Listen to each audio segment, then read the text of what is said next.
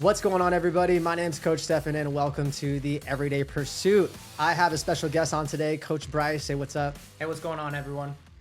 This is his first episode, so we're super happy. If you guys don't know who Coach Bryce is, he's our head online coach, and he actually coaches the vast majority of our clients at Pursuit. He's awesome. He's had some great transformation, so I thought I would bring him on for this episode. So today, I kind of want to talk to you guys about time and why it might not be the most valuable thing. And that might seem kind of strange because we always hear, oh, time's the most valuable thing. Time's so precious. I want to put some framework out there. Time is like playing a video game that we all play. Like we all played the same game, right? We all have the same 24 hours. Now it's a different experience for each of us, but it's the same game. And not only is it the same game, but you basically reset the clock. Like when you go to bed and you wake up, like it's a new day. Now it might be completely different, but time doesn't care. Time's on a continuum, right?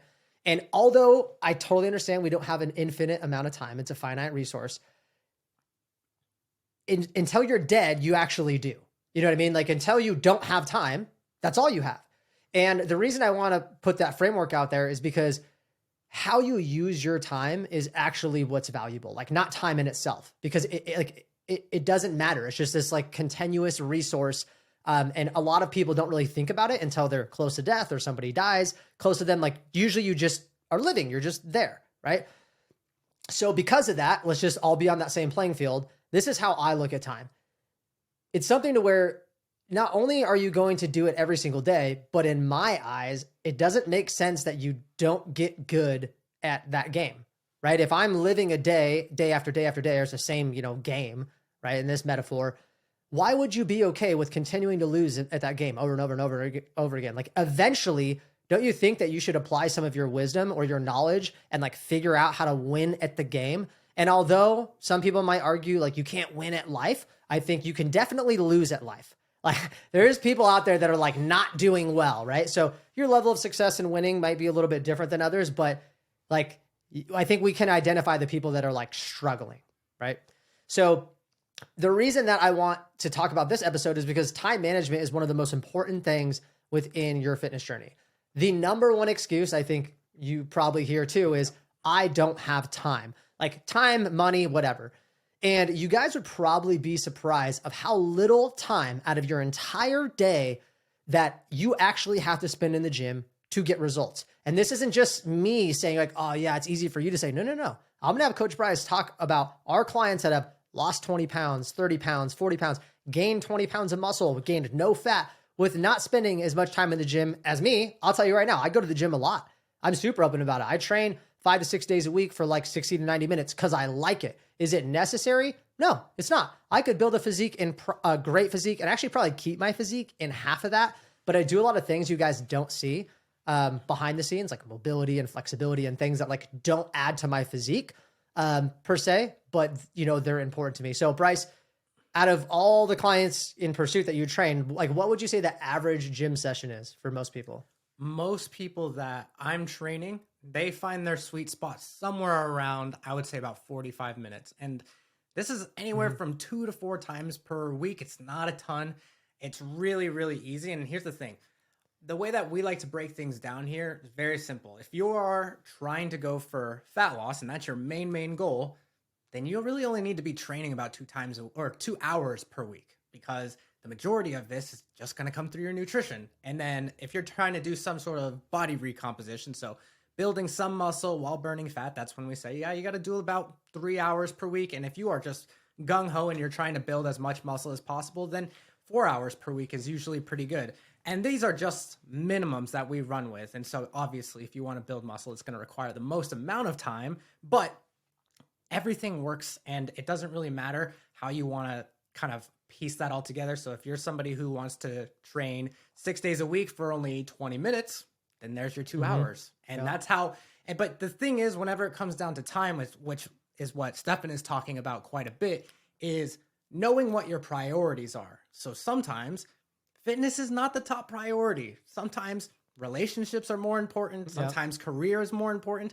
You have to know what season of life you're in, but you have to always, no matter what, you have to make time for your fitness and health. It can't just go from, if we're looking at percentages and we have like 3 different main categories, fitness and health can't go to 0%. You got to keep it at 10 or 20% just to maintain it. And that's really what it comes down to whenever we're talking about time management and whatnot. Yeah, for sure. And so, and I totally agree. I think that, and I talk about this a lot, the like 5 buckets of life, right? You have like your fitness, your faith, your finance, your family, and your friends, right? So you have those like 5 buckets, and you have to eventually like borrow and steal from other buckets depending on what areas you want to grow and everything. And that plays into that because, you know, we have clients that are like, it's not a good time right now. And I'm like, okay, it might not be a good time. I'm not going to argue with you. I'm not you. I'm not in your head. I have no idea if it's a good time for you, but it's always a bad time to do nothing. So, you know, it might not be the most optimal time. Congratulations. I actually think that's the best time to start. 100%. 100%. Because if you can start when it's a bad time and you could do something, 20% effort, you know that next time shit hits the fan, you're not going to 0% like you usually do. And we see it with fitness, with a lot of things, this all or nothing mindset. That's really what it comes down to. People are like, I already had 2 cookies. Screw it. I'm just going to eat as much as I want. I already had a couple drinks. Screw it. I'm just going to get drunk. When it doesn't have to be that way. That's like you going on vacation. You're like, well, I already spent $500 over my limit. Might as well spend another $2,000. Like people be like, that's stupid. That's like, you're going to have to, you know, you're going to have to save that money later on anyways. Well, yeah, same thing with fitness. If you eat those calories, you're going to have to burn them. They don't just go at you know, nowhere. So, you know, that mindset is a whole nother topic, but I think prioritizing your time, and then I hate to say it. I know you guys have heard this before, but it's literally making time. And something Bryce does really, really well with our clients at Pursuit, and this is huge with us, is from the get-go, like day one, when we meet with them, we were like, help them organize their lives. And that might sound kind of weird. You're like, oh, you're just a fitness coach. Well, no, we're more or less transformation coaches / therapists / fitness coaches. So for us, we can't give you a program that's good for you, right? And when I say good, like it has to be fit your lifestyle without knowing things like what do you do for work? What is your life like? What's your day-to-day stress life? You know, and our clients tell us relationship problems and all that stuff. And not because I want to know every aspect and facet of their life, but because I need to know like, oh, is this a week where like, if you're like, I'm going through a breakup, I understand. Let's just go to the gym twice a week, go for 30 minutes. Like it'll make you feel better, but this is not a week where you're like, let's go crush the gym, right? Like this is an emotional turmoil for you. So, you know, that's why. And we want to actually tell our clients, hey, you're going to work out these days at this time. Is that good for you? So it's not us just dictating. I'm like, does that work? Yes, that works. And then if something happens in their life, we change it because we understand that like the easiest excuse in the book is I don't have time. The easiest excuse, because sometimes it's actually very legitimate, right? But other times we have to actually step outside the box and pretend like you're not you and you're coaching somebody else. And if you saw that person say they don't have time, but also watch 2.5 hours of Netflix at night, like what would you say to that person? Mm-hmm. Like, oh, you didn't have time? Weird.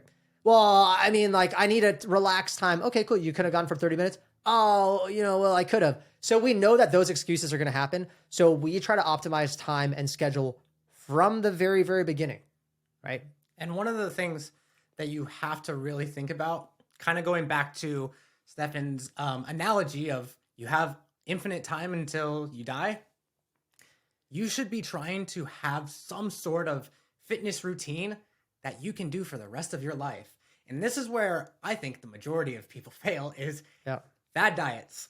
All this garbage of trying to lose as much weight as fast as possible. And who knows? You'll probably get there, but is it sustainable long term? That's the main thing that we have to really solve for. And that's why whenever he was talking about having people calendar their life and make time blocks for every little thing, that's important because if it doesn't fit in on a certain day, you have to go fit it in somewhere else. If it still doesn't fit into your life, you have to do some sort of reassessing. And that's where I was talking about the seasons of life is career, relationships, whatever the case it may be. If those are top priority, you still have to make time. 10, 15 minutes a day is better than nothing. And that's the main thing is like always finding a way to make it fit your lifestyle more than anything else. And what you'll find is when you start to not only have it fit your lifestyle, but it's also fun and you enjoy it, the results just kind of happen. Yeah. And you will make more time. every time. If you're sitting there and you're like, oh, I'm not really bought in, and I have this weight to lose, or maybe you're totally against working out, wait till you lose 10 pounds. Wait till you lose 20 pounds. You won't mind being at the gym because you're like, oh, this shit works. Like this, okay, I'm gonna watch a little less Netflix. Like I'll do this, and we see it every time. These clients are like, oh, 45 minutes, and then they lose 15 pounds, and they're like, I could do 60 minutes. I'm like, oh, did you find extra time? The time's already been there, but the proof is in the pudding, and it makes more sense, right? Like if you did a side job that made you $2,000 a month working 10 hours, would you want to do like more of that? You're like, wow, this is really good ROI. Like, okay, right? So it's kind of the same thing in your journey. Now, one thing that's kind of weird about time, I think, is not only do we all have the same 24 hours in the day, but and obviously how you use it matters. But I actually look at people that I want to be like in certain areas of their life. Like that's what I suggest you do. You know, oh, this person is successful in this area. How do they optimize their time? What do they use with their time? Oh, this guy's a multi-millionaire entrepreneur. What does his schedule look like? What does his day to day look like? And look, I don't have any one person. This is how I am. I don't know about Bryce, but I don't have every one person. I'm like, I'm doing what he does. Because even though we have icons we look up to and listen to their podcasts and watch their stuff, I also like wouldn't do some things they do or wouldn't live that lifestyle like them. So it's gotta pick and choose. Yeah, you pick and choose like, oh, that is golden. Let me try that. And then you try it and it either works or it doesn't work. And you keep kind of tweaking and molding until you're like, dude, this is sick. And he even helped me optimize my schedule. And I'll tell you right now on the Google Calendar, every single day, I have exactly like what areas I'm supposed to work on. And I'm going to tell you, a lot of times I don't stick to those. But here's the thing. I know it's a repeating framework where I'm like, oh, I should be doing this. I should be doing this because I have like a little ADHD or a lot of ADHD, and I get distracted super easy. And once I get unfocused from a task, it is not fun trying to get back on that task. So that helps me be like, all right, Stefan, what are you supposed to do in these hours? And I'm assessing always. I'm like, today I picked up a punching bag, not on my schedule. I'm like, oh, that's a good deal. Okay, cool. Could I do this? And obviously I make my own schedule, but when I didn't, I, use the same process. I'm like, could I do this? Okay. If I do this, do you still have time to work out? Oh, you do? Okay. You're going to work out then. And then after you'll do this. Okay. You're good. Right. But if you don't have a calendar, if you're not managing your time, it's inevitably you're going to go, oh, I'll do that later. What is later? 5 p.m., 5:30 p.m., 5:15. And then what people say, oh, the day got to me, which is a crazy excuse. And really what it is just bad planning, bad time management. And if you learn to manage your fitness into your lifestyle, I guarantee you the rest of your life will fall into place. Like if you're not managing your time and you join and we're like, hey, get a calendar, do these things, you'll just have better time management, which ultimately means more control over your life. Yeah. And one thing to kind of stack on what he was talking about, whenever it comes down to your day, such as picking up a punching bag, something that's not in your schedule, guess what? Things happen all the time. We know this. And whenever it comes down to your workouts, you should probably overplan for the amount of time that you need in order to actually get it all done.